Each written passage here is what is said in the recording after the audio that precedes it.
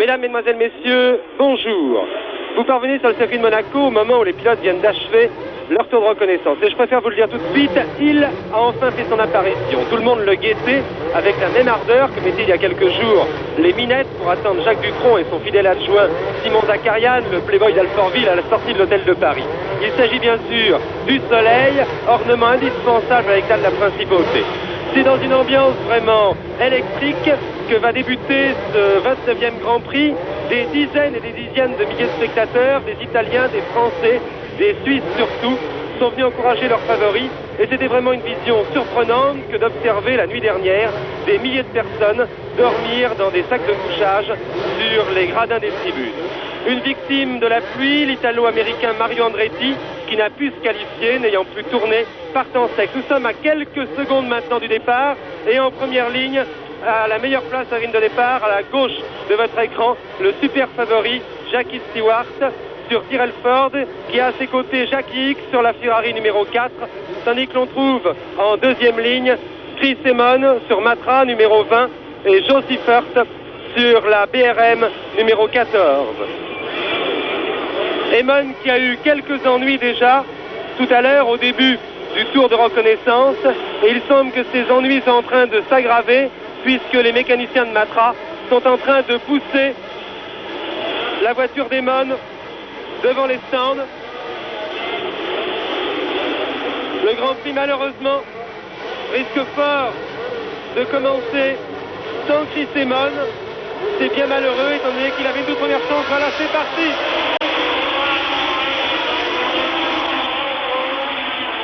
C'est Jackie X. C'est Jackie X qui a pris le meilleur départ. Jackie X qui a pris Jackie Stewart qui a pris le meilleur départ. On a vu Joe Seifert essayer de passer à la corde, de s'infiltrer à la corde sur sa BRM, mais Jackie Stewart a bien gardé sa ligne et c'est lui qui mène dans ce premier tour de Grand Prix. Il précède actuellement Seifert, X, et il s'agit maintenant de savoir si les principaux rivaux de Stewart vont réussir à tenir la roue du maestro écossais. Voici Chris Amon qui part maintenant. Chris Amon qui part avec environ 25 secondes de retard. C'est bien malheureux car vraiment Chris Amon est un garçon extrêmement brillant ici à Monaco où il a toujours fait d'excellentes courses et on l'attendait vraiment pour une place d'honneur.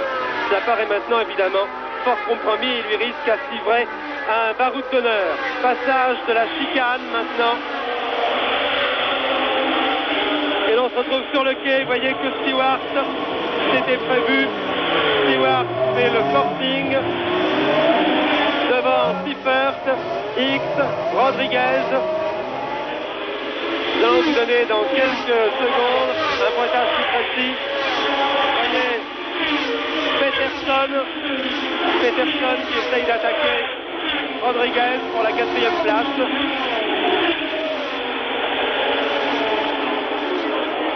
Jean-Pierre Beltoise et Samatra sont environ à la 7e place. Un Grand Prix qui est parti extrêmement rapidement. Il faut dire que c'est un Grand Prix très prometteur. Et je vais déjà vous donner les pointages de Jean Todt au premier tour. Il faut dire que ses concurrents passent extrêmement vite devant nous, devant les tribunes, et que Jean Todt a eu bien du mal à pointer plus de 4 ou 5 concurrents. Stewart donc en tête devant Seifert, Jackie X, puis Peterson et Rodriguez. Voici d'ailleurs la chicane. Non, Rodriguez et Peterson maintenant. C'est que Beltoise 7e, précède Graham Hill. Pescarolo est en 9e position. Vous allez devoir passer François Sever. Il précède, semble-t-il, Peter Gettin. Deuxième passage au gazomètre. Stewart a légèrement augmenté son avance sur Joe Seifert.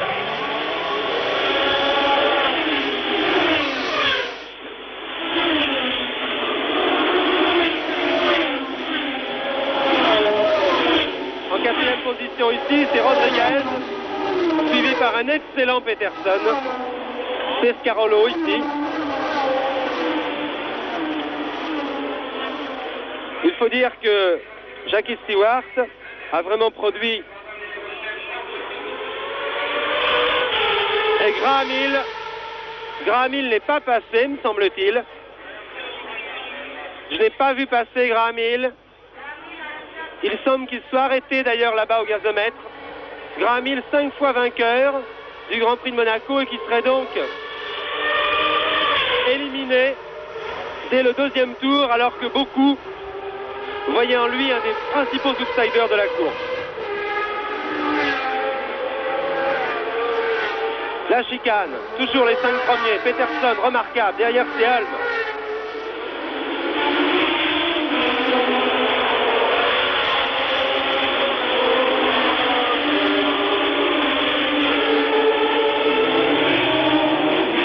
Vous voyez que Seifert et X essayent désespérément de s'accrocher à la roue de Stewart, tandis que Peterson attaque ici Rodriguez. Hulme est 6e, Beltoise 7e, devant Wissel, Peterson, devant Wissel, Pescarolo est sur 6.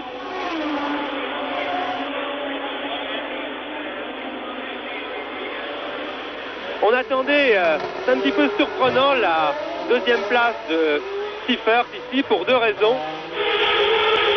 D'abord parce que la BRM a paru jusqu'ici beaucoup plus à l'aise sur les circuits très rapides. Et puis ensuite parce que Seifert a plutôt la réputation d'être à l'aise dans les grandes courbes. C'est un garçon très brave, très courageux, qui, franchement, auquel rien ne fait peur. Et il n'avait pas la réputation d'être spécialement à l'aise sur des circuits aussi délicats que ceux de Monaco. Eh bien, il est en train actuellement de nous détromper. Stewart, quand même, augmente son avance, mais ce qui est une surprise, c'est que X semble avoir du mal à suivre Joe Seifert. Voici Jackie X qui passe au gazomètre. Ferrari numéro 4. Derrière, c'est Rodriguez, toujours attaqué par Peterson. Un remarquable Peterson. Et ensuite voyez là, Hulme suivi par Jean-Pierre Beltoise. Voilà le paquet des 4 coureurs. Rodriguez, Peterson, Hulme et Beltoise. Derrière, c'est Wissel, suivi par Pescarolo. Puis Regazzoni, me semble-t-il.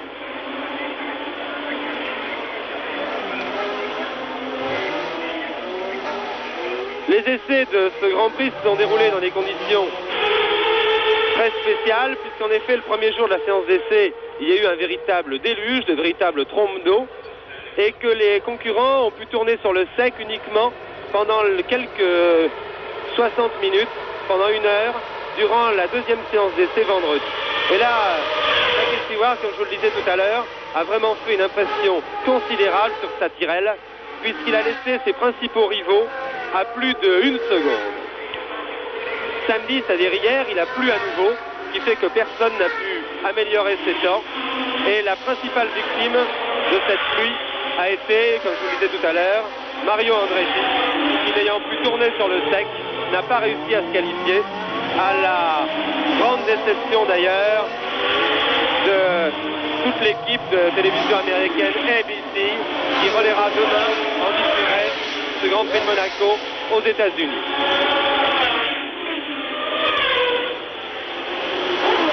Vraiment un début de course fantastique de Joe Seifert.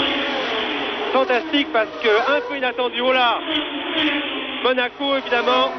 Voilà une crevaison, je n'ai pas bien vu qui c'était.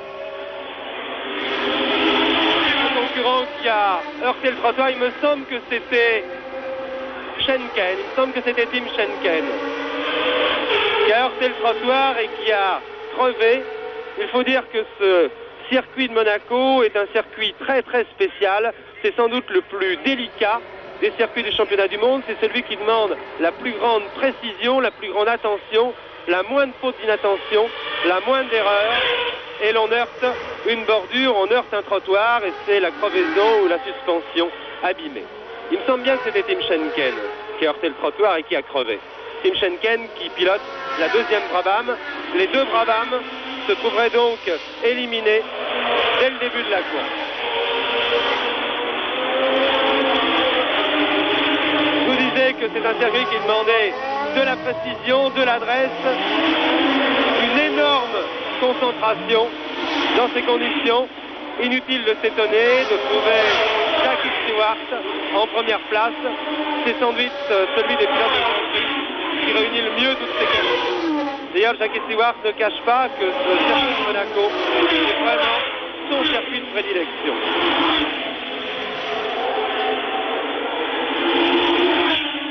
C'est également un circuit qui réclame une grande concision physique car il fatigue terriblement les pilotes. Voilà, regardez, Peterson qui attaque encore une fois Rodriguez.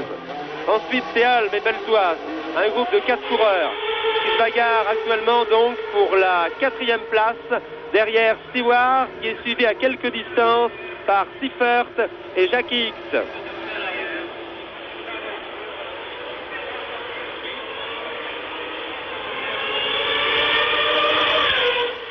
Voici au ralenti, vous voyez, l'escarmouche portée par Peterson sur Rodriguez, mais voici encore une crevaison. Encore une crevaison, je crois que c'est François Sever qui a crevé là. Il me semble que c'est François Sever, le coéquipier de Jackie Stewart, qui a été victime d'une crevaison. Peut-être lui aussi a-t-il légèrement heurté un trottoir. Et X semble maintenant se rapprocher de Seifert. Passionnant ce début du Grand Prix. On s'y attendait, regardez, oulala. Jackie Stewart qui a été légèrement embarqué à la sortie du virage du Casino, juste avant la bosse. Et il me semble que le groupe des poursuivants, ils ne sont plus que 3, m'a-t-il semblé, dans le groupe des poursuivants. Dans le groupe Rodriguez, Peterson, Hulme et Beltoise. Nous allons nous en assurer, c'était une vision très très fugitive, il faut bien le dire. Nous pourrions peut-être attendre d'ailleurs le passage de la chicane pour nous en assurer. Voilà, Stewart, puis Seifert, X. Et ensuite, vous voyez, nettement plus loin, Rodriguez, Hulme, Peterson et Beltoise. Non, ils sont toujours 4. Ils sont toujours là. Oui, c'est un circuit qui en plus réclame une grande condition physique car il est très éprouvant, aussi bien en ce qui concerne la tension nerveuse que la fatigue physiologique, car en effet les pilotes sont soumis ici continuellement à de brutales accélérations et à de brutaux freinages, et c'est évidemment terriblement éprouvant. Stewart au virage du Casino maintenant, qui est maintenant dans Mirabeau, toujours suivi par et toujours Peterson qui passe ici Denis Hulme. Il s'était fait passer par Denis Hulme et il vient de le repasser. Il avait dû vraisemblablement se faire passer par Denis Hulme au freinage gazomètre. Nous allons revoir... Ah non, nous ne l'avons pas revu au ralenti. Vous avez vu comment Denis Hulme a bloqué ses roues au freinage. Il y a la fumée qui se dégageait des pneumatiques.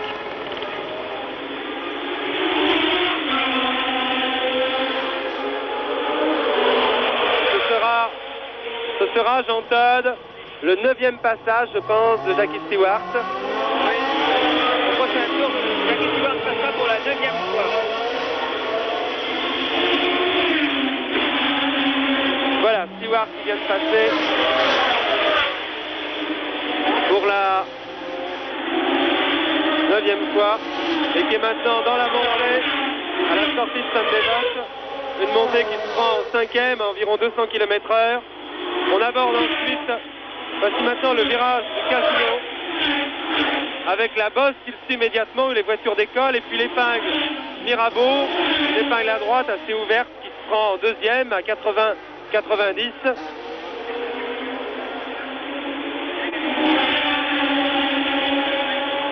Rodriguez et Peterson, suivi par Ulm et Beltoise. Ensuite, c'est Pescarolo. Pescarolo qui a réussi à passer Rennes-Wissel. On ralentit maintenant le passage de la bosse. Et les voitures qui freinent pour aborder l'épingle Mirabeau.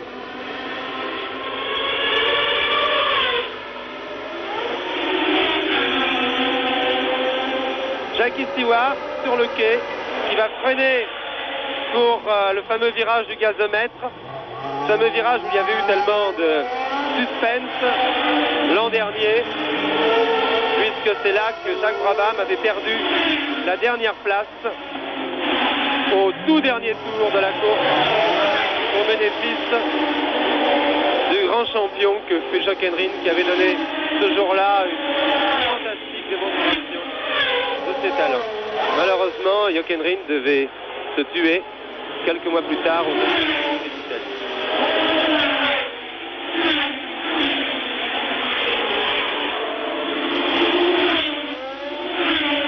Je n'ai pas eu le temps encore de vous expliquer la manière dont allait se dérouler ce reportage. Vous avez vu que nous sommes partis vraiment, nous aussi, un petit peu à 100 à l'heure.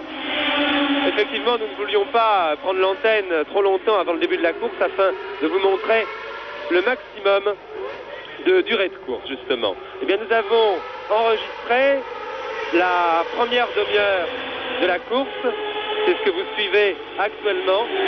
Et nous nous retrouverons en direct pour la dernière partie de l'épreuve.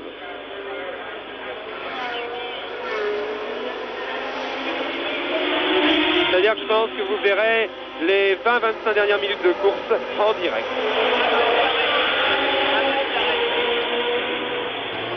Toujours Stewart qui a eu certaines difficultés quand même à décramponner, et c'est toujours Emon qui est arrêté.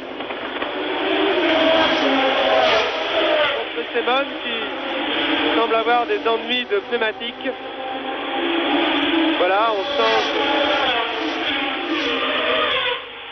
une roue sur la voiture d'Emon, tandis que la voiture de Graham Hill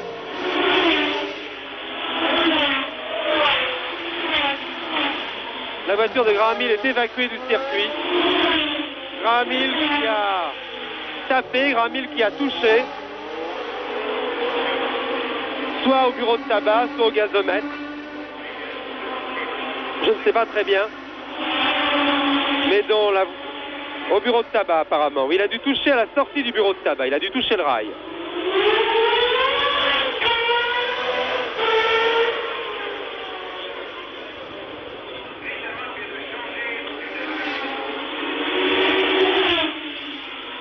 L'avance de Stewart augmente là.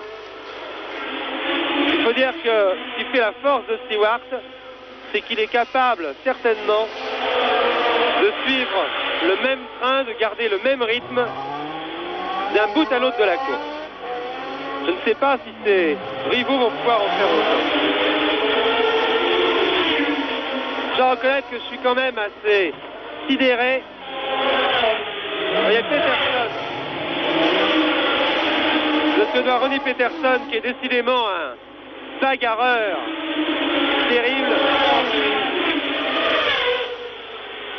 et qui, le début de la course, attaque sans arrêt Pedro Rodriguez.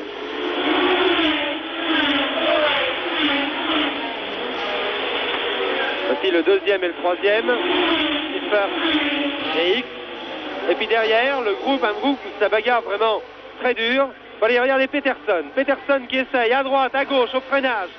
Mais Rodriguez, lui, a les nerfs solides et il ne se laisse absolument pas impressionner par son jeune adversaire. Là, ici, c'est Pescarolo qui précède Rennes-Wissel. Ensuite, c'est Regazzoni sur la Ferrari. 20 secondes d'avance, Stewart sur les autres. Voilà, on ralentit maintenant. Regardez Pescarolo. À gauche, à droite. Il faut dire que c'est très très éprouvant pour un pilote d'être sans arrêt attaqué. Et c'est une tactique qu'appliquent bien souvent les coureurs.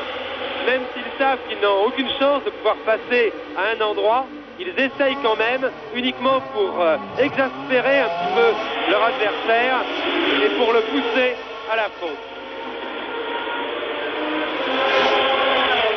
C'est terriblement éprouvant d'avoir ainsi quelqu'un perpétuellement derrière soi. On est obligé continuellement de surveiller son rétroviseur. Un arrêt là-bas, un arrêt de Pedro Rodriguez. Pedro Rodriguez qui a occupé la 4e place de la course.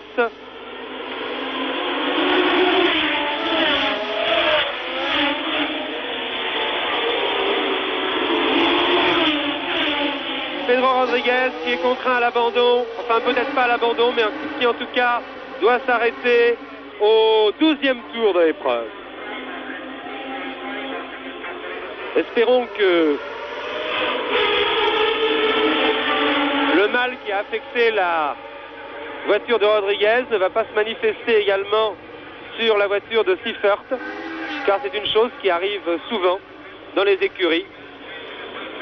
Enfin, ce serait vraiment trop malheureux pour Jean Seifert, qui a été très malchanceux depuis le début de la saison et qui est en train ici vraiment d'affirmer son grand talent.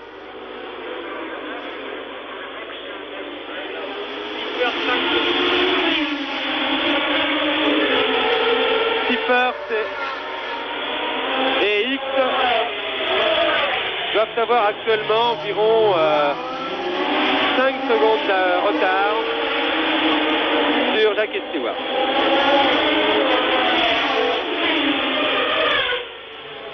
Vous savez que le circuit de Monaco est un circuit où il y a souvent beaucoup de casses mécaniques.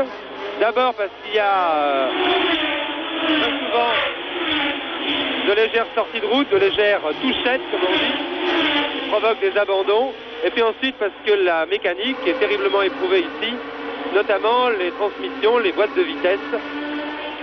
Et c'est pourquoi il n'est pas rare que l'on trouve un coureur qui est en 5 ou 6e position dans les premiers tours, en tête à l'arrivée. C'est ce qui s'est passé en tout cas l'année dernière. Jochen Rindt n'occupait guère que la 8e place dans les premiers tours de la course, et c'est pourtant lui qui a remporté l'épreuve. Certains sont donc partisans ici d'une course d'attente, si on peut appeler ça ainsi, car il faut quand même aller très vite pour se tenir en 4e ou 5e position.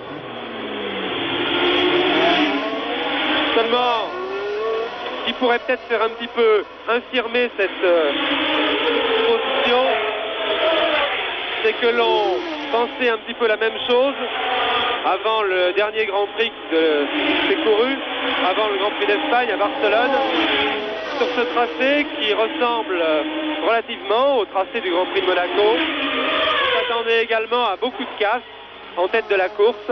Or, il n'y a eu qu'un seul abandon parmi les hommes de tête, celui de Regazzoni. Stewart, X, Simon, Rodriguez, Holm et Beltoise, qui ont terminé dans cet ordre, ont conservé leur position pendant pratiquement toute la durée de la course. Voilà au ralenti, Jackie Stewart, le meilleur pilote de Formule 1 actuel, incontestablement. Graham Hill rentre à pied à son stand, le sourire aux lèvres. Sans doute le prince régné, la princesse Grace vont-ils lui adresser un petit geste amical. C'est en effet une vieille connaissance pour eux, puisqu'il a gravi 5 fois déjà les marches de la tribune princière pour se faire remettre le trophée du vainqueur.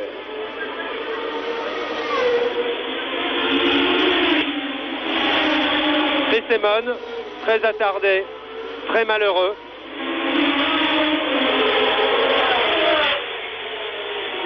Après les ennuis qu'il a connus au début de la course,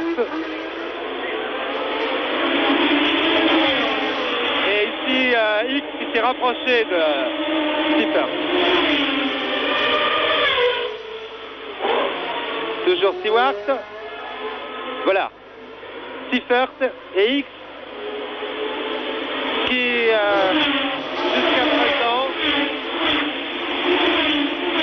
jusqu'à présent n'a pas trop essayé d'attaquer Joe Seifert, mais qui va peut-être s'y mettre maintenant.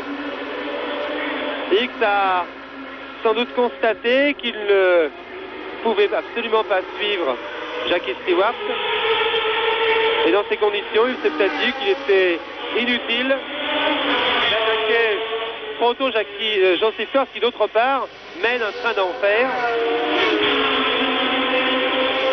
Et X se contente peut-être donc actuellement de suivre.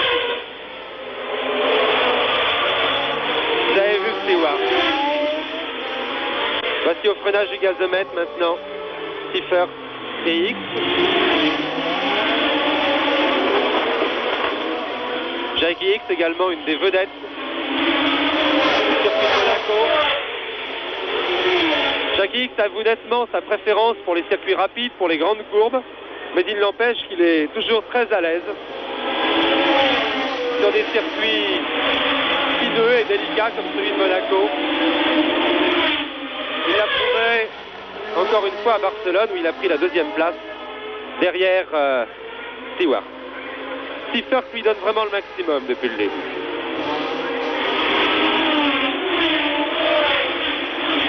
Seifert qui est vraiment une personnalité très attachante du monde des Grands Prix. Un garçon qui est parti vraiment de rien, qui a commencé par la moto comme coéquipier dans les courses de sidecar, et Dieu sait s'il faut le faire, et qui a eu beaucoup de mérite pour arriver au point où il en est maintenant. Il a connu la consécration en remportant le Grand Prix de Grande-Bretagne sous les couleurs de Rob Walker sur une Lotus en 68. Un très grand pilote, Joe Seifert. Les Suisses d'ailleurs possèdent vraiment de grands pilotes avec Joe Seifert et Claire Regazzoni. Claire Regazzoni qui court pour la première fois en Formule 1 à Monaco et qui par conséquent n'a pas l'air tout à fait à son aise. Il navigue à la 8-9e place. Le ciel s'assombrit quelque peu. Il faut dire que si la pluie se mettait à tomber, je touche du bois, d'ici la fin du Grand Prix, ça fausserait considérablement, ça modifierait considérablement les données du problème. Vous avez vu Stewart sur les talons de Tim Schenken qui s'est arrêté tout à l'heure et qui s'apprête à doubler.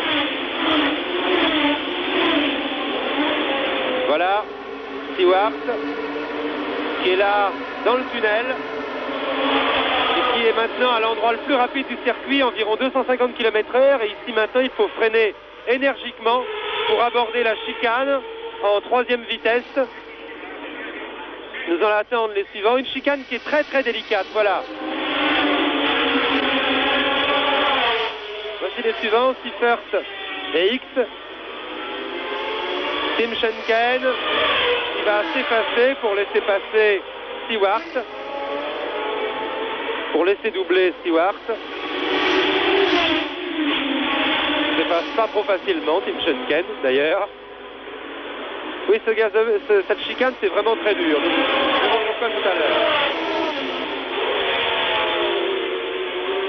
Bon, il doit commencer à s'énerver un petit peu, là, Stewart. Allons, monsieur Schenken. Voilà, les drapeaux noirs.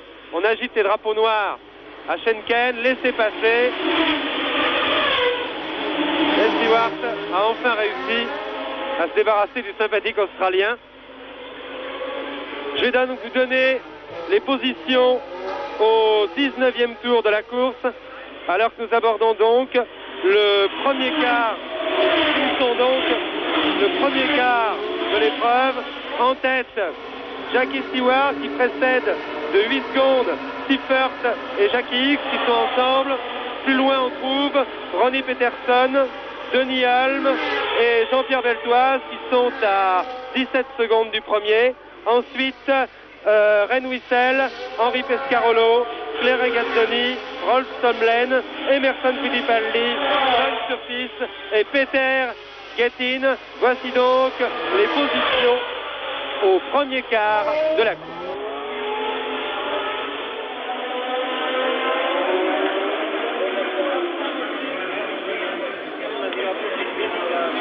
Et nous nous retrouvons maintenant en direct, à nouveau en direct pour la fin de la course. Nous sommes au 64e tour de la course et je vais vous communiquer le classement que vient de me donner Jean Todt, le fils du célèbre docteur. En tête, nous avons toujours Jackie Stewart. Un Jackie Stewart vraiment formidable puisqu'il l'a maintenu depuis le départ, un véritable train d'enfer. Il a augmenté encore son avantage sur ses poursuivants. Le deuxième, c'est un garçon qui lui aussi a été extraordinaire aujourd'hui, puisqu'il s'agit du Suédois Ronnie Peterson sur la marche, qui a opéré une fantastique remontée. Il s'est d'abord débarrassé de Hulme et de Beltoise, qu'il a nettement distancé, et puis il est remonté sur Siffert et Jackie X, qu'il a passé facilement pour s'installer à la deuxième position. Il s'est installé à la deuxième position, mais sa remontée s'est arrêtée là, car il n'a rien pu en effet contre Stewart Impérial, qui a encore augmenté son avance sur Peterson, qui est à la deuxième place. Cette avance se chiffre maintenant à plus de 30 secondes. En troisième position, Jackie X sur Ferrari à 50 secondes. Joe Siffert, qui en effet il y a encore quelques instants détenait cette troisième place, vient de s'arrêter. Le sympathique C.P. Siffert est décidément bien malchanceux. Il a en tout cas aujourd'hui effectué une course fantastique. Là c'est un ralenti, vous voyez Jackie Stewart dans ses œuvres. Jackie Stewart qui contrôle un dérapage vraiment à la sortie du casino d'une manière impériale. À la quatrième place, on trouve le néo-zélandais Denny Hulme sur McLaren à 1 minute 13 secondes. À la cinquième place, Emerson Fittipaldi qui se trouve lui à un tour. À la sixième place, Rolf Stomlen sur Surtees. À la septième place, John Surtees qui est d'ailleurs dans les roues de Rolf Stomlen. Et à la huitième place, Henri Pescarolo qui est assez loin. Il a été obligé de s'arrêter à la suite d'une crevaison. Et Henri Pescarolo est le seul Français restant encore en course. En effet, Sever a dû s'arrêter peu après le début de la course. Quant à Jean-Pierre Beltoise, qui était fort bien parti et qui était en compagnie de Peterson, qui est maintenant deuxième, eh bien Jean-Pierre Beltoise a connu, semble-t-il, pas mal d'ennuis de tenue de route et il a dû s'arrêter définitivement il y a quelques tours. Il y a un petit peu d'agitation dans la tribune de presse. Là, je vois mon sympathique confrère Daniel Gérard, le plantureux directeur d'Automoto, qui remue beaucoup. Il faut dire qu'il est bien excité car il a fait un concours pronostic et il a pour l'instant les 3 premiers dans l'ordre. Mon cher Daniel, je signale que ce n'est pas encore fini. Il reste en effet 13 tours à couvrir dans ce Grand Prix passionnant. Un Grand Prix entièrement dominé, comme on le prévoyait d'ailleurs, par l'Écossais Jackie Stewart et sa Tyrrell, un moteur fort. On a noté, je vais vous résumer un petit peu la course. Vous savez que Stewart était parti en tête devant Siffert et X. Un petit peu plus loin, on trouvait un groupe de 4 coureurs. Denny Hulme, Ronnie Peterson, Jean-Pierre Beltoise et également, pour remettre un petit peu d'ordre dans ses idées, et également Siffert. Non, c'était... Moi, je sais pas, il y avait un groupe de 4 coureurs. Je reconnais mon cher Jean Todt que je n'arrive pas très bien à vous relire. Et puis au 22e tour, on a enregistré les arrêts. Il faut écrire un petit peu mieux, Jean. Au 22e tour, on a enregistré les arrêts de Wissel et Regazzoni, qui occupaient alors les 7e et 9e places. Au 3e tour, l'arrêt de Gethin. Oui, chercher le 4e, c'était Ronnie Peterson. Ronnie Peterson, ça tombe bien que j'ai retrouvé son nom, puisque c'est maintenant que je vous en parlais. Randy Peterson qui à partir du 20e tour s'est détaché du groupe Ulm belsoise pour entamer une remontée sur X et Seifert. Il a doublé au 30e tour et qu'il a ensuite distancé pour occuper depuis une remarquable deuxième place.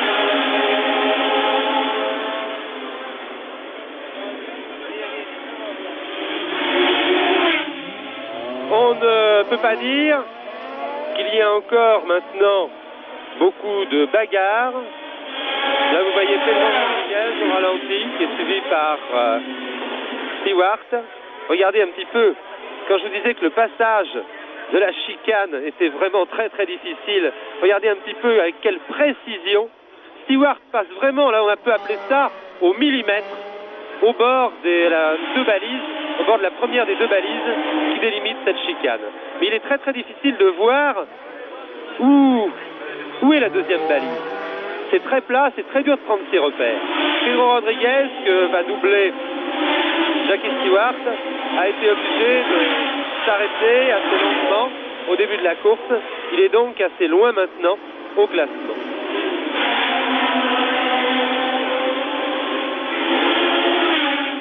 Oui, il n'y a plus beaucoup de bagarres dans la course. Il y a un écart important sépare Peterson de Stewart.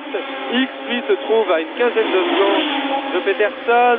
Ulm est également assez loin de X. Fittipaldi occupe une 5e place également assez nette. Et la seule bagarre actuelle se dispute peut-être entre les deux coéquipiers du team Surtees, c'est-à-dire Rolf Schomlen et John Surtees qui bataillent pour la 6e place.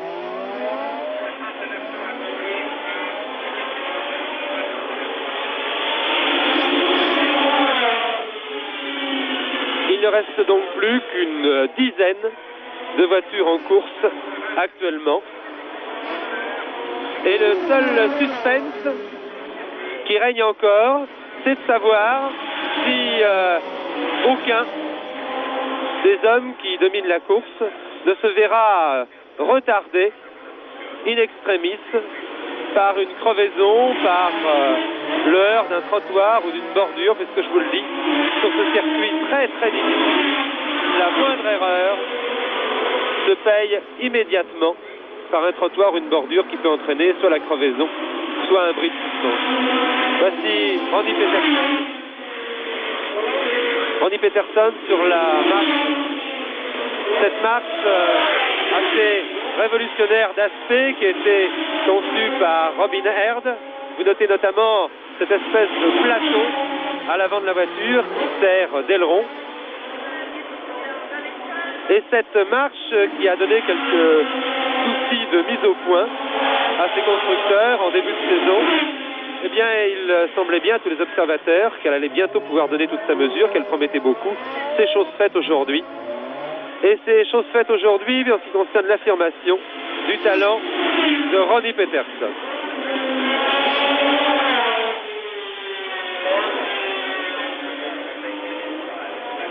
Jackie Stewart, lui, il n'a plus besoin d'affirmer son immense classe. C'est le successeur des Fangio, Stirling Moss et autres Jim Clark. Là, et voici Randy Peterson qui vient de doubler Emerson Fittipaldi, qui, je vous l'ai dit, est à un tour, 5e à un tour. Randy Peterson a 28 ans, c'est un grand garçon blond, qui, je vous le signale, mesdames, l'ancien demoiselle plutôt, c'est plus prudent, n'est pas marié. Il a commencé à courir en karting. Il a terminé d'ailleurs 3e au championnat du monde de kart en 66. Et puis il a débuté en F3 en 67 où il a eu d'innombrables victoires, dont une d'ailleurs sur le circuit de Monaco. Le maître Jackie Stewart au gazomètre. On a aperçu rapidement Graham Hill qui a été très très mal changé. On a aperçu rapidement Graham Hill au virage du gazomètre. servait un petit peu, en quelque sorte, il était à l'extrême pointe. C'était la figure de proue du virage du gazomètre. Graham Hill qui voici Stewart au ralenti. Regardez la perfection. Vraiment des trajectoires de Stewart. Tout est économisé, regardez. Pas de dérapage inutile, pas de patinage des roues arrière qui provoque une perte de temps. Il accélère toujours au bon moment. C'est vraiment un pilotage pratiquement idéal sur ce circuit de Monaco. Vous avez vu tout à l'heure, à la chicane, ce pilotage au millimètre qui est fantastique. Et Peterson. Peterson qui n'est pas sans rappeler par son style bouillant, généreux, qui n'est pas sans rappeler le regretté Jochen Rindt. Peterson pilote en Formule 1 depuis l'année dernière où Colin Craig lui avait confié une marche.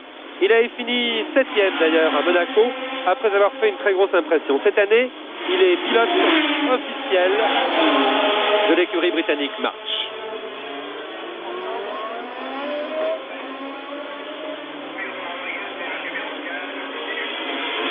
Je vous parlais de Graham Hill. Graham Hill qui vient de faire paraître un recueil de ses souvenirs. Il a profité des nombreux mois où il était resté alité après son terrible accident du Grand Prix des États-Unis pour écrire un livre qui s'appelle Au seuil du danger, qui est publié dans la collection dirigée par notre ami Renaud de la Borderie. Un livre très très passionnant. Et encore, on m'a dit que Graham Hill n'avait pas pu tout dire dans ce livre, car les lois sur la diffamation sont extrêmement sévères en Angleterre. C'est en tout cas dommage pour les amateurs. Je crois qu'il y aurait eu des choses encore plus amoureuses.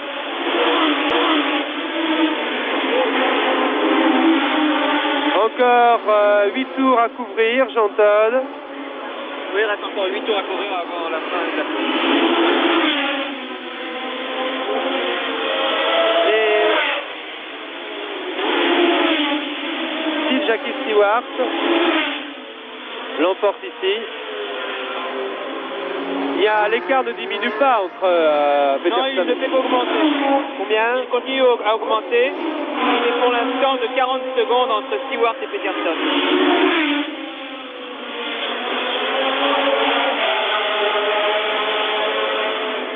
Il faut dire d'ailleurs que le dernier record du tour qui m'a été communiqué est vraiment impressionnant, tandis que vous voyez Ronnie Peterson au ralenti. Le dernier record du tour établi par Jackie Stewart au 57e tour, 1 minute 22 secondes, 2 dixièmes. Cela pulvérise la performance de plus d'une seconde, la performance établie par la performance faite par Jochen Rindt l'année dernière. Jochen Rindt qui vraiment avait été extraordinaire dans sa remontée sur Jacques Brabant. 1 minute 22 secondes, 2 dixièmes, ça représente près de 138 km/h de moyenne. Sur un circuit aussi tourmenté que celui de Monaco, c'est vraiment extraordinaire. Toujours Peterson, le troisième et Jackie X sur la Ferrari. La Ferrari qui déçoit un peu ici à Monaco après avoir dominé la première course du championnat du monde en Afrique du Sud aux mains de Mario Andretti. Et les supporters italiens qui attendaient beaucoup, comme d'habitude évidemment, de l'équipe Ferrari, sont un petit peu déçus et étrangement muets. Alors que tout à l'heure, quand Jackie X était à la lutte avec Joe Seifert pour la deuxième place, c'était vraiment un véritable concert dans les tribunes. C'est-à-dire que depuis le début de la saison, on assiste dans les Grands Prix à une lutte entre les moteurs 8 cylindres, les moteurs V8, c'est-à-dire le moteur Ford Cosworth, qui équipe notamment la voiture de Jackie Stewart, et celle d'ailleurs de Ronnie Peterson, que vous voyez ici, et les moteurs 12 cylindres, les moteurs 12 cylindres qui équipent les Ferrari, dans ce cas-là c'est un 12 cylindres à plat, les BRM qui ont un 12 cylindres en V, et les Matra qui ont un 12 cylindres en V également. Ici ce sont les Vous voyez que Jackie X qui est sur les talons d'une des deux surpistes, qui était celle de Choblet, qu'on vient de voir passer là maintenant John Surtees. Rolf Stömmlen s'est donc détaché un petit peu de John Surtees pour la 6e place. Oui, donc, lutte entre les moteurs 8 cylindres et les moteurs 12 cylindres. On avait cru cette année que le règne des 8 cylindres, qui dure depuis fort longtemps, allait enfin être interrompu. Eh bien, pour l'instant, il n'en est rien, puisque Jackie Stewart, sur sa Tyrrell à moteur Ford 8 cylindres, a remporté d'abord le Grand Prix d'Espagne à Barcelone et qu'il est en train, ici, pour l'instant, de signer une deuxième victoire incontestable. Voici Randy Peterson au gazomètre. Randy Peterson suivi par Emerson Fittipaldi sur sa Lotus, mais Emerson Fittipaldi se trouve à un tour de Randy Peterson. Il occupe, je vous le rappelle, la 5e place. Là ici c'est Stömmlen qui va être bientôt doublé par Jackie Hick sur la Ferrari numéro 4. Jackie Hick qui occupe la 3e place. Et puis c'est Surtees qui est suivi par Schenken qui s'est arrêté plusieurs fois et qui est par conséquent assez loin au classement. Schenken qui pilote la 2e Brabham, un Australien.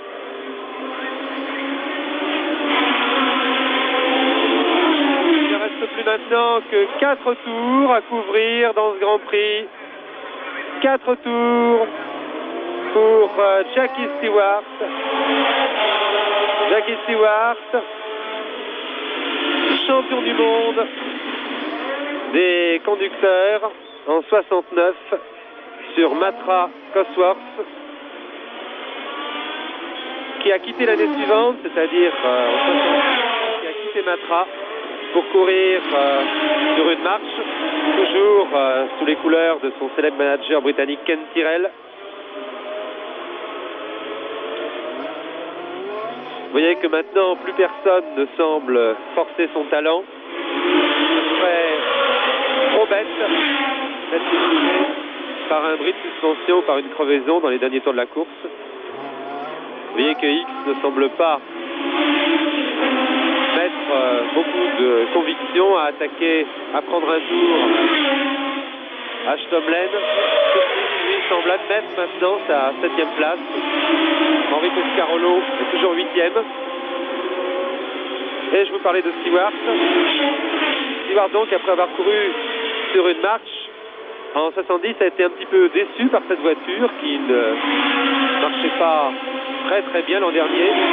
Et malgré sa victoire au Grand Prix d'Espagne à Madrid, qui a d'ailleurs été sa seule victoire de la saison l'année dernière, il a préféré demander à Ken Tyrrell de lui construire une voiture. Ken Tyrrell a confié le dessin et la conception de cette voiture à Derek Gardner, et c'est la Tyrrell Ford qui est ainsi née, la Tyrrell Ford que vous voyez actuellement en tête de l'épreuve. Une voiture très classique dans sa conception, qui n'est pas sans rappeler d'ailleurs la Matra MS80, championne du monde en 69. La March et la Lotus que vous voyez passer ici sont beaucoup moins classiques, elles. Mais chez Lotus, on a du mal, semble-t-il, à retrouver la tenue de route qui avait permis à Jochen Rindt de dominer la saison dernière. Les Surtees sont également des nouvelles voitures qui ont fait leur apparition l'année dernière. Elles sont conçues par le fameux coureur Surtees surnommé Dick John. Voici une autre Surtees, celle justement pilotée par John Surtees. Ce sont les plus légères des voitures de Grand Prix actuelles. Mais après avoir fait de bonnes apparitions au Grand Prix d'Amérique, elles sont un peu déçues à Barcelone et elles ont un petit peu déçu aussi, il faut bien le dire, ici à Monaco. Elles sont propulsées elles aussi par des moteurs V8 Sport.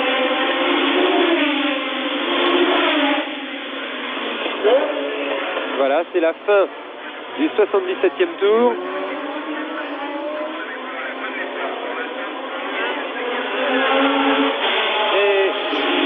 Jackie Stewart entre là dans son 78e tour, plus que 3 tours donc à couvrir pour l'Écossais.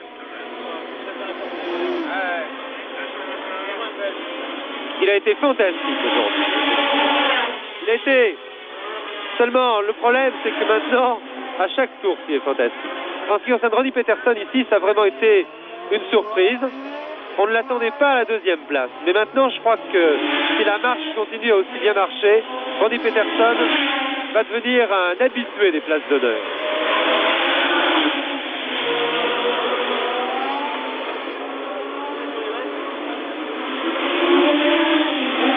Jackie X maintenant, qui va travailler un petit peu décevante.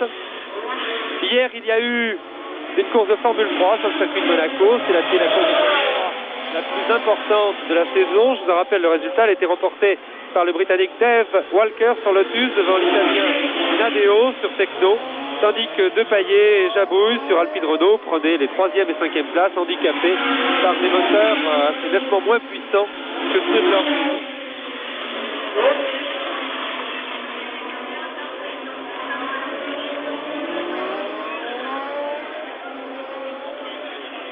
Encore un tour.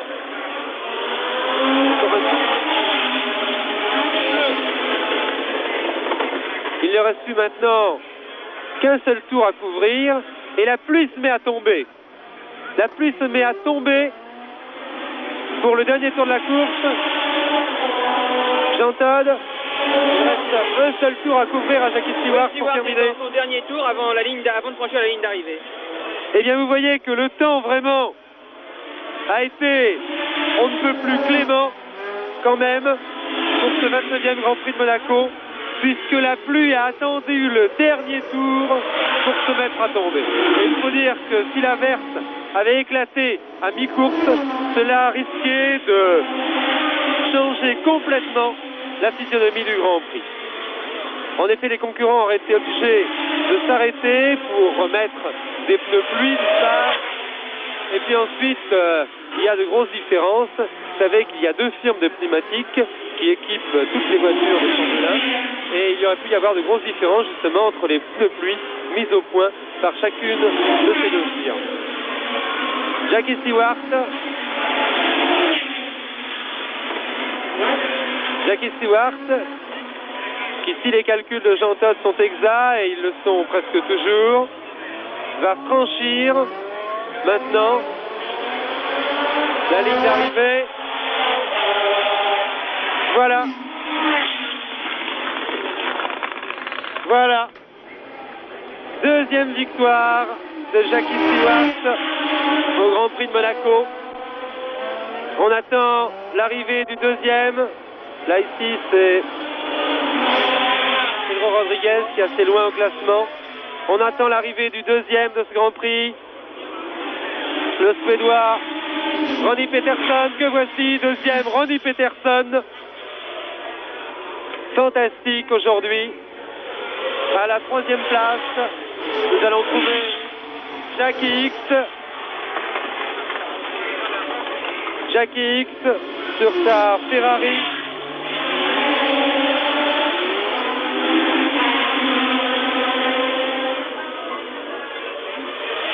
Là voici Jackie X qui termine dans le même tour, assez loin du vainqueur, vous le voyez. Le 5e lui est déjà passé, il est à un tour. Le 4e plutôt va arriver, c'est Denis Hulme. La voici Denis Hulme qui franchit la ligne d'arrivée maintenant. Le 5e à un tour est Emerson Fittipaldi. 6e Rolf Stomlen. 7e John Surtees. Et 8e Henri Pescarolo, qui a eu pas mal d'ennuis lui aussi avec sa marche aujourd'hui. Sa marche était loin de marcher aussi bien que celle de Ronnie Peterson. Et il est le seul Français à terminer aujourd'hui, l'équipe Matra ayant connu la malchance. Chris Simon n'ayant même pas réussi à partir avec les autres, ayant ensuite connu beaucoup d'ennuis. Jean-Pierre Beltoise ayant été lui aussi contraint à l'abandon. 2e victoire dans le Grand Prix de Monaco pour Jackie Stewart. Une victoire magistrale, puisque remportée absolument de bout en bout, en améliorant plusieurs fois le record du tour, avec une précision, une adresse qui en font je le dis personnellement, un des pilotes les plus impressionnants que j'ai jamais vu. Jackie Stewart avait déjà remporté le Grand Prix de Monaco en 1966 sur une BRM.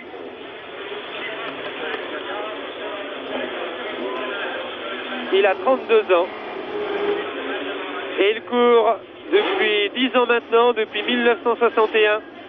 Il s'est lancé dans la compétition sur les traces de son frère Jimmy, malgré l'inquiétude, malgré les exhortations de ses parents, car son frère justement avait été victime d'un grave accident aux 24 heures du Mans en 1954. Le début de la grande carrière de Jackie Stewart a été marqué par son enrôlement dans l'écurie de Ken Tyrrell en Formule 3 en 1964. Voilà Jackie Stewart qui enlève son casque. Nous allons voir s'il a l'air terriblement marqué. Il n'a pas l'air terriblement marqué. C'est pourtant certainement aussi. Pas trop. Hein. Et sa femme Hélène vient l'embrasser. Regardez la joie de Stewart. Sa ravissante femme Hélène, là c'est Louis Chiron, ancien vainqueur lui aussi du Grand Prix de Monaco. Louis Chiron qui vient féliciter Stewart. Ben, Stewart n'a pas l'air trop marqué. Ça, la princesse Grace et le prince Régnier vont remettre pour la deuxième fois donc le trophée du vainqueur à Jackie Stewart. Le prince Régnier III de Monaco qui lui aussi est un fanatique de la course automobile. Il a même participé sous un pseudonyme au Tour de France automobile dans les années 50. Un sportif accompli. Marqué l'élégance de la princesse Grace qui porte un tailleur extrêmement classique.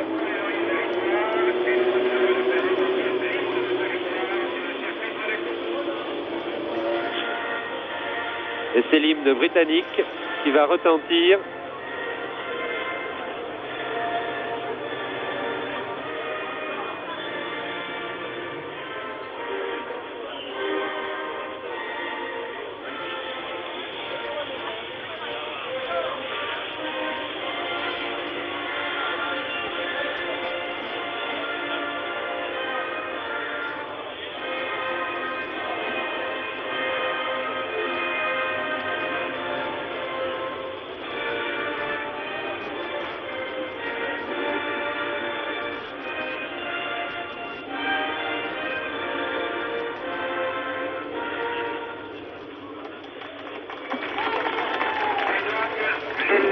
Et je vais demander à Jean Guichet, le dernier pilote français à avoir remporté les 24 heures du Mans, qui depuis quelques jours d'ailleurs est père d'une petite fille, Marie-Charlotte. C'est un événement dont il convient de le féliciter, et surtout sa femme, Jannick, qui nous écoute en ce moment, ce qu'il pense de cette fantastique victoire de Stewart. Stewart a fait une course superbe. Les 4 premiers ont été vraiment merveilleux dans cette course, et il faut surtout citer Peterson, parmi tous ces grands champions, qui font encore parler de lui parce qu'il a vraiment fait une très belle course et finir second entre X, Yule, mais évidemment Stewart, c'est merveilleux. Ce Grand Prix a été marqué finalement par un assez grand nombre de crevaisons. Attendez, je vois Jackie X qui passe là. Je vais voir si je peux l'arrêter. Jackie, oh, Jackie, oui. Bah écoutez, je suis désolé, mais la pluie qui tombe actuellement sur le circuit a fait une autre victime que Mario Andretti, une victime moins importante. Il s'agit de votre serviteur qui a une voix qui est un petit peu nasillarde. J'ai été désolé d'ailleurs de devoir vous l'infliger pendant tout ce Grand Prix, et je crois que je n'ai pas pu crier assez fort pour arrêter Jackie X. Jackie X, 3e de ce Grand Prix. Ah, le voilà. Jackie, cette course un petit peu décevante, non, pour vous? Mais pas spécialement décevant dans le sens que la voiture était dans le fond très nouvelle, on n'a pas fait beaucoup d'essais. On aurait pu espérer mieux, mais on a fait un choix de pneus qui s'avérait plus sûr que les nouveaux qui sont sur les B26, et parmi les B24, ça faisait une seconde et demie de tour en moins. Donc des difficultés de tenue de route pendant toute la course. La voiture, moi je suis très content parce qu'elle est très consistante tout le temps, et que je crois que la prochaine fois, quand on fera un choix de chaussettes adaptées, eh bien ça ira mieux. De toute façon, pour moi, je suis heureux Je n'ai toujours participé à Monte-Carlo, j'ai jamais fini, et bien c'est la première fois. Ben voilà, maintenant il ne reste plus qu'à finir premier. Voilà. Hein, l'année prochaine peut-être. En tout cas, vous voyez que Jackie a le moral pour le restant de la saison.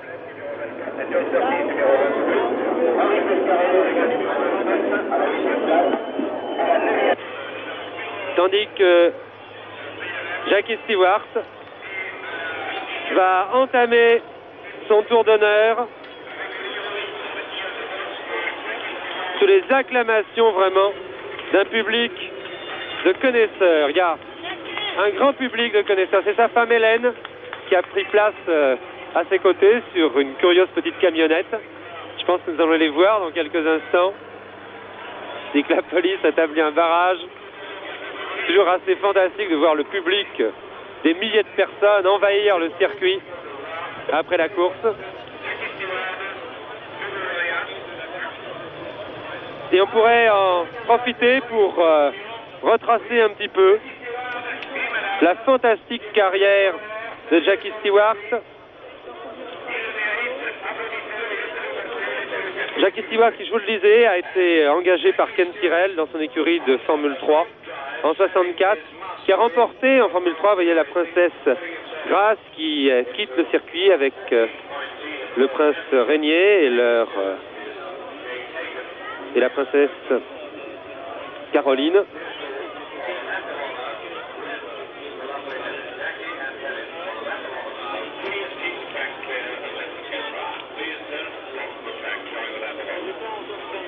On est un petit peu bousculé ici dans sa tribune de presse. Voilà la famille princière qui quitte donc le circuit. Oui, il a remporté une incroyable série de 11 victoires sur 13 départs en Formule 3 en 1964. Évidemment, en 65, toutes les écuries britanniques se sont battues un petit peu pour avoir Stewart en Formule 1, Cooper, Lotus, BRM. Et finalement, Jackie Stewart a été rejoint de Graham Hill chez BRM. Et là, dès ses premières courses de Formule 1, il a obtenu des résultats. 6e pour son premier Grand Prix, puis 3e à Monaco, 2e en Belgique, 5e au Grand Prix de Grande-Bretagne, pour remporter en Italie sa première victoire en Formule 1. Jackie Stewart a été assez gravement accidenté au Grand Prix de Belgique à Spa en 66. Il est resté coincé pendant de longues minutes sous sa voiture avec de l'essence dégoulinant sur lui, avec une menace d'incendie. Et il a été très marqué par cet incident. Depuis, c'est un show parti. En 68, il a retrouvé Ken Tyrrell avec une Matra à moteur Ford. Et il a été champion du monde sur Matra en 69, avant de passer sur March en 70 et sur Tyrrell maintenant en 71. Un fantastique champion, incontestablement un des plus grands champions de tous les temps. Je vous rappelle le classement de ce Grand Prix de Monaco. Premier Stewart, deuxième Peterson, troisième X, quatrième Hulme, cinquième Fittipaldi, sixième Stomlen, septième Surtees, huitième Pescarolo. C'était un reportage d'Henri Carrier